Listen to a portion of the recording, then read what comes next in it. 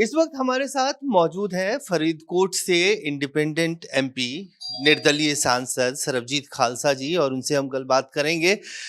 केंद्रीय मंत्री रवनीत बिट्टू का ये मानना है कि अमृतपाल खंडूर साहब से जो इंडिपेंडेंट सांसद है उनको फरलो दिया जाए, पैरोल पे बाहर निकाला जाए और संसद की कार्रवाई चल रही है, संसद का शीतकालीन सत्र चल रहा है और उनको बाहर होना चाहिए। इस बात की वो दलील दे रहे हैं। हम सरबजीत खालसा जी से बात करेंगे। पंजाब हरियाणा हाईकोर्ट ने पंजाब सरकार से कहा था कि आप बताइए कि बाहर निकाला जाए या नहीं जाए। पंजाब सरकार ने मना कर दिया। अब रवनीत बिट्टू भी कह रहे हैं कि अमृतपाल को बाहर आना चाहिए, संसद की कार्रवाई में हिस्सा लेना चाहिए। सरबजीत जी, आपका क्या मानना है? बिल्कुल जी। एक्चुअली जे ਹੁਣ 1.5 ਸਾਲ ਹੋ ਗਿਆ ਅੰਦਰ, ਮਤਲਬ ਐਮਪੀ ਬਣੇ ਨੂੰ ਟੋਟਲ 3 ਸਾਲ ਹੋਣ ਵਾਲੇ ਹੋ ਗਏ ਉਹਨਾਂ ਨੂੰ ਅੰਦਰ। ਤੇ ਦੇਖੋ, ਹਲਕੇ ਦਾ ਜੋ ਵੀ ਡਿਵੈਲਪਮੈਂਟ ਹੈ, ਜੋ ਵੀ ਲੋਕਾਂ ਦੀਆਂ ਡਿਮਾਂਡਸ ਹੈ, ਜੋ ਵੀ ਉਹਨਾਂ ਦੇ ਮੁੱਦੇ ਹੈ, ਉਹ ਸਾਰੇ ਐਜ਼ ਇਟ ਇਜ਼ ਹੀ ਰੁਕੇ ਹੋਏ ਹੈ। ਉਹਨਾਂ ਨੂੰ ਪਾਰਲੀਮੈਂਟ ਦੇ ਵਿੱਚ ਸੈਸ਼ਨ ਅਟੈਂਡ ਕਰਨ ਦੀ ਇਜਾਜ਼ਤ ਦੇਣੀ ਚਾਹੀਦੀ ਹੈ ਕਿ ਉਹ ਆ ਕੇ ਆਪਣੇ ਜੋ भी मुद्दे हैं वो अपने गल्ला रख सकन। ये कहा जा रहा है जब इंजीनियर रशीद को बाहर आने की इजाजत मिल सकती है तो अमृतपाल जो डिब्रूगढ़ जेल में बंद हैं, जिन्होंने शपथ जब ली थी अपने एमपी पद की, वो भी आज तक तस्वीर सामने नहीं आई है। उनको जिस तरह से ले जाया गया और जिस तरह से उन्होंने ओथ लिया, अब तो बीजेपी भी साथ दे रही है। आप इस बात को लेकर पिछले सेशन में भी कोशिश कर रहे थे। मैं पहले भी मिला था ओम बिरला जी से, मैं कल मिला हूँ, मुझे आज का टाइम मिला है तो मैं जाके मिलता हूँ, उनसे बात करता हूँ कि इनको देनी चाहिए परमिशन पार्लियामेंट सेशन अटेंड करने की। मुझे नहीं लगता जो आग लग जाएगी ये वो। जी पहले भी तो पंजाब में ही रहता था, पंजाब में ही थे ना, क्या हो गया? कोई ऐसी बात नहीं है। सिर्फ बात ये है कि उसके पीछे जो सरकार, जिस फ्रंट पे सरकार फेल है नशे के मुद्दे पे, वो मतलब लोगों को, यूथ का जो नशा वो छुड़वा रहा है, तो उससे ही सरकार घबराती है कि इसके साथ लोग अटैच होते हैं कि हाँ क्योंकि देखो पंजाब में नशे का इतना बड़ा मुद्दा है, जो इस मुद्दे को सॉल्व करेगा उसके साथ लोगों का समर्थन ऑब्वियस मिलेगा ही मिलेगा। तो मतलब आप ये कह रहे हैं कि अमृतपाल अगर बाहर आएंगे तो जो यूथ है, जो नशे में है, हाँ, वो सब उनके पीछे आ उनके, जाएंगे और इसीलिए हाँ नहीं उनको बाहर। हाँ भाई नशा छुड़वा देंगे वो, तो उन ऑटोमेटिकली मतलब उनसे इन्फ्लुएंस होके यूथ नशा छोड़ रहा था। तभी सरकार ने जब हालात देखे कि ऐसे तो नहीं, मतलब लेकिन पंजाब सरकार के जो वकील हैं उन्होंने तो ये दलील दी कि अगर अमृतपाल बाहर आ जाते हैं तो पंजाब में लॉ एंड ऑर्डर की स्थिति खराब नहीं होगी, जी, वातावरण खराब हो जाएगा, कोई ऐसी दरियाओं में आग लग जाएगी, इस तरह की बातें। कोई कोई ऐसी बात नहीं है। मुझे समझ नहीं आ रहा कि क्या हो जाएगा। पहले भी तो पंजाब में ही रहता था, कुछ नहीं है, सिर्फ उसको चाहने वालों से ही सरकार डरती है। आप लीडर ऑफ अपोजिशन से भी बात करेंगे कि उनकी भी एक जिम्मेदारी बनती है और नहीं, आप मैं इन्हीं से बात करूंगा अभी, स्पीकर साहब से बात स्पीकर साहब से आज बात करूंगा।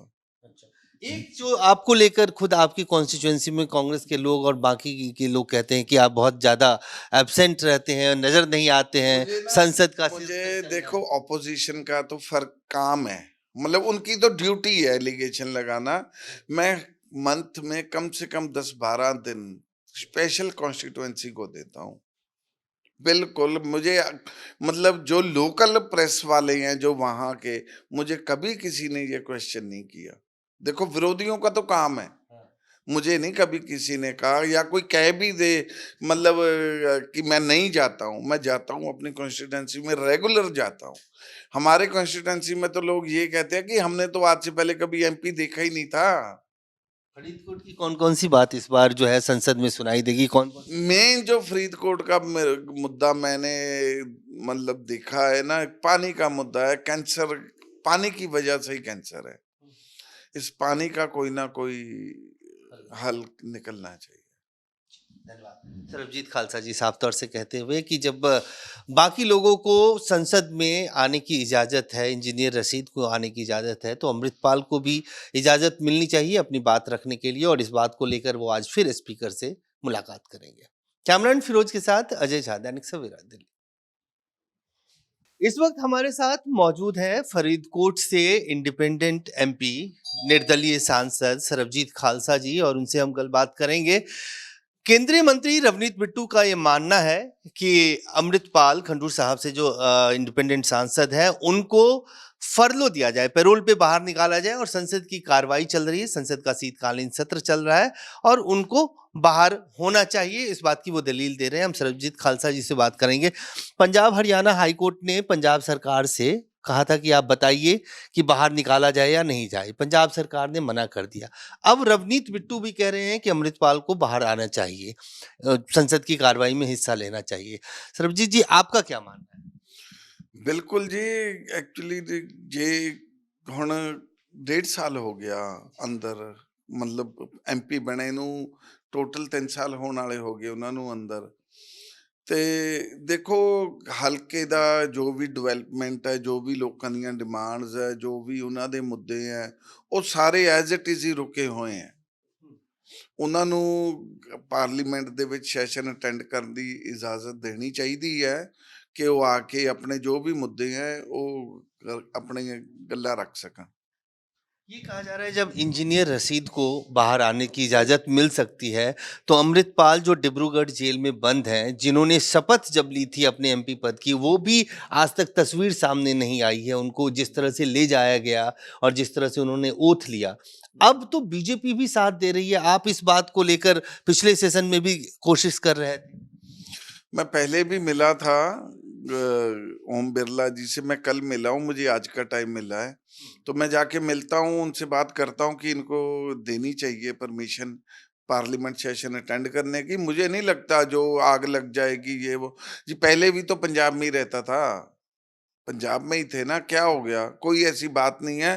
सिर्फ बात ये है कि उसके पीछे जो सरकार, जिस फ्रंट पे सरकार फेल है नशे के मुद्दे पे, वो मतलब लोगों को, यूथ का जो नशा वो छुड़वा रहा है, तो उससे ही सरकार घबराती है कि इसके साथ लोग अटैच होते हैं कि हाँ क्योंकि देखो पंजाब में नशे का इतना बड़ा मुद्दा है, जो इस मुद्दे को सॉल्व करेगा उसके साथ लोगों का समर्थन ऑब्वियस मिलेगा ही मिलेगा। तो मतलब आप ये कह रहे हैं कि अमृतपाल अगर बाहर आएंगे तो जो यूथ है, जो नशे में है, वो हाँ, सब उनके पीछे आ उनके, जाएंगे और हाँ इसलिए नहीं उनको बाहर। हाँ भाई नशा छुड़वा देंगे वो, तो उन ऑटोमेटिकली मतलब उनसे इन्फ्लुएंस होके यूथ नशा छोड़ रहा था। तभी सरकार ने जब हालात देखे कि ऐसे तो नहीं, मतलब लेकिन पंजाब सरकार के जो वकील हैं उन्होंने तो ये दलील दी कि अगर अमृतपाल बाहर आ जाते हैं तो पंजाब में लॉ एंड ऑर्डर की स्थिति खराब नहीं होगी, जी, वातावरण खराब हो जाएगा, कोई ऐसी दरियाओं में आग लग जाएगी, इस तरह की बातें। कोई कोई ऐसी बात नहीं है। मुझे समझ नहीं आ रहा कि क्या हो जाएगा। पहले भी तो पंजाब में ही रहता था, कुछ नहीं है, सिर्फ उसको चाहने वालों से ही सरकार डरती है। आप लीडर ऑफ अपोजिशन से भी बात करेंगे कि उनकी भी एक जिम्मेदारी बनती है, और आप मैं इन्हीं से बात करूंगा, अभी स्पीकर साहब से बात स्पीकर साहब से आज बात करूंगा। अच्छा, एक जो आपको लेकर खुद आपकी कॉन्स्टिट्यूएंसी में कांग्रेस के लोग और बाकी के लोग कहते हैं कि आप बहुत ज्यादा एब्सेंट रहते हैं, नजर नहीं आते हैं संसद का मुझे देखो ऑपोजिशन का तो फर्क काम है, मतलब उनकी तो ड्यूटी है एलिगेशन लगाना।